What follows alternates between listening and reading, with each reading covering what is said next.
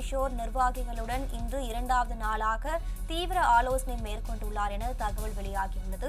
இது குறித்த கூடுதல் விவரங்களை வழங்குவதற்காக நமது செய்தியாளர் சிவராமன் இணைப்பில் உள்ளார். சிவராமன், வணக்கம். கூடுதல் விவரங்களை வழங்கலாம்.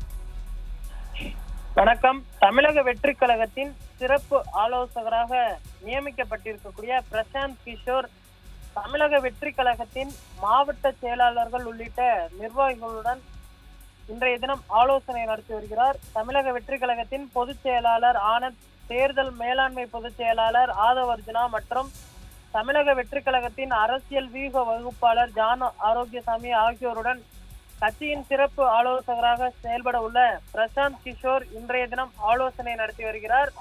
நேற்று கட்சியின் தலைவர் விஜயுடன் இவர்கள் 4 பேரும் ஆலோசனை நடத்தினர். இந்த நிலையில் இன்று இரண்டாவது நாளாக ஆலோசனையானது நடைபெறுகிறது.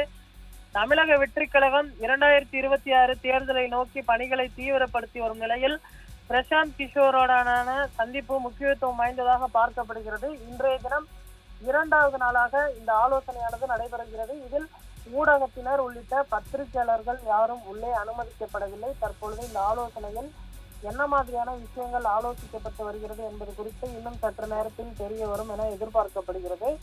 பிரசாந்த் கிஷோர் அவர்கள் தற்பொழுது சென்னையில் தங்கியிருந்து இந்த தொடர் ஆலோசனைகளை மேற்கொண்டு வருவது தற்பொழுது அரசியல் வட்டாரத்தில் பரபரப்புகளை கிளப்பியிருக்கிறது.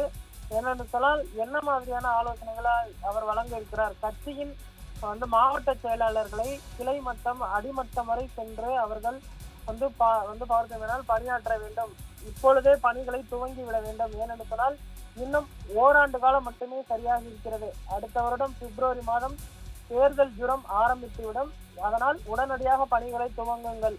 ஏனென்று சொன்னால் குறுகிய காலம் மட்டுமே இருப்பதனால் உடனடியாக இந்த பணிகளை துவங்க வேண்டும். பூத் ஏஜென்ட்கள் உள்ளிட்டவர்கள் முறையாக நியமிக்கப்பட வேண்டும். எந்த ஒரு பிரச்சனையும் இல்லாமல் மாவட்ட நிர்வாகிகளை நியமிக்க வேண்டும் என்றும் தற்பொழுது விஜய் அவர்கள் உத்தரவிட்டிருக்கிறார். விஜய் அவர்கள் படப்பிடிப்பில் ஒரு புறம் கவனம் செலுத்தி வரக்கூடிய நிலையில் ஜனநாயகன் படப்பிடிப்பில் அவர் இருந்து வருகிறார்.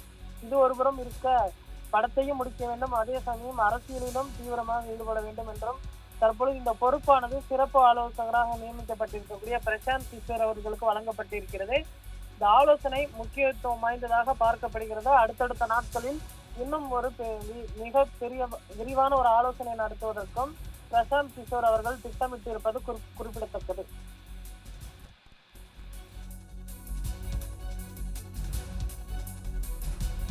தாவேகாவுடன் இணைந்து செயல்படுவது குறித்து பிரசாந்த் கிஷோர்